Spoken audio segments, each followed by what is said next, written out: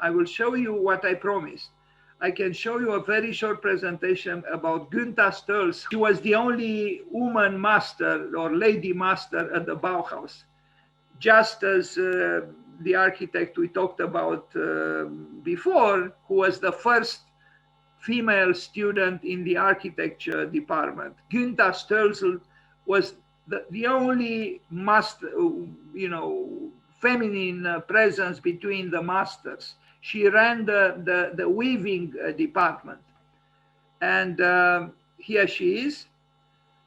And I'm sure she was very appreciated. It was still a school. There were female students in the school, but was still, founded by a man. That's Walter Gropius, and all the other professors were males. She was the only one who arrived at that position to run a department. Here she is in her older age, Gunta Stölzl, and I love the art of weaving. Here are some of her tapestries or woven work. So, as you remember, the person we celebrate today, she studied initially weaving, and that's why initially she wanted to enter the more so-called feminine side of or department of the Bauhaus. That's what Gunta Stölzl was doing. And you will see another important Bauhaus feminine presence, Albers, who also did tapestries later on. But these are done by Gunta Stölzl. I didn't find examples of other, tapestries done in the school except hers and Albers. It was a very special school, really, the Bauhaus. But since I like to give bonuses, so to speak, you'll also see some tapestries done by Le Corbusier. I don't know if you know, but he also did tapestries. Well, he didn't weave them himself, but he did the designs, and they were done, they were realized. On the other hand, I invite you to reflect on a more feminine kind of architecture. What would that be? How would it be? Here is a picture on the roof of the Bauhaus. From left to right, Marcel Breuer, then Gunta Stölzl, then Oskar Schlemmer, then Vasily Kandinsky, and then standing up, Walter Gropius, the founder. And I don't know about the other two, while I only see the shoes. But anyway. And here they are, all of them, but in a different positioning. I will not. The one with that strange kind of communistic cap or hat on his head, well, the one on the right is Laszlo Moholy-Nagy, who ran the Chicago or the new Bauhaus in Chicago. I see there were two other men. I do not know who they are. Well, the one here, Gunta Stölzl, with a hat, is Oskar Schlemmer. And on his right, again, Vasily Kandinsky, the great Russian prince and abstract expressionist. And then sitting on the back of the bench, the young, very talented Marcel Breuer.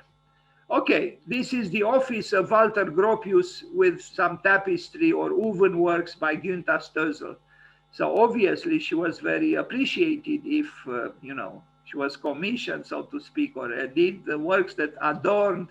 You see, even this very room of the founder of the Bauhaus, Walter Gropius, had ornaments, because what else are these? What is the rug and what is the tapestry on the wall? So you see, Walter Gropius needed something to, bring color in and warmth to his otherwise white walls. Okay, now some tapestries by Le Corbusier, and I'm very happy that Le Corbusier didn't say no to this form of art, and they are, I think they are very, very convincing and interesting.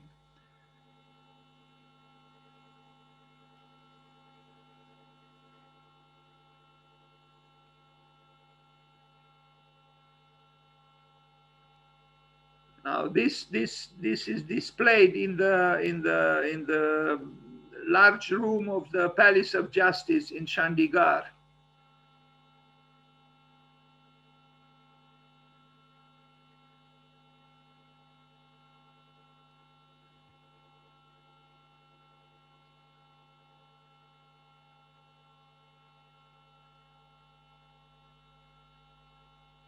Sorry for the resolution of this photograph. The master looking looking towards us, and here is his you know, woven signature. And yeah, you know, I think tapestries should come back into our lives, and woven work, and more than this, perhaps the conception of architecture as an act of weaving, deriving its very name from text, T-E-K-S, from the Sanskrit, the oldest etymological root for the word architect. All the words architect in all languages derive from that root, linguistic root, meaning text, meaning to weave.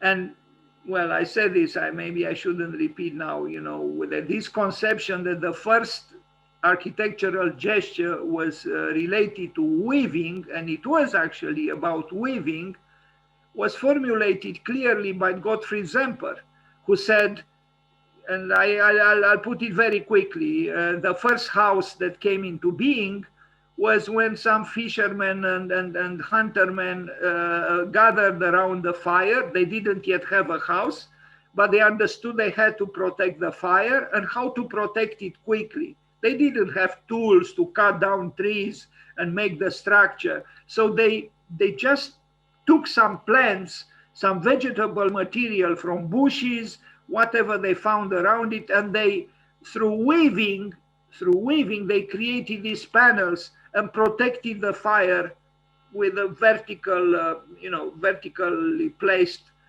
panels around the fire. So he thought that weaving was the first architectural gesture. And it's a very interesting conception. And I believe he was closer to truth. And it's not an accident that the oldest etymological root for all the words deriving or connected with architecture is text, T-E-K-S, which means to weave. And I think this is very interesting. To put it in a different way, because all the goddesses of weaving were all female, they were all women.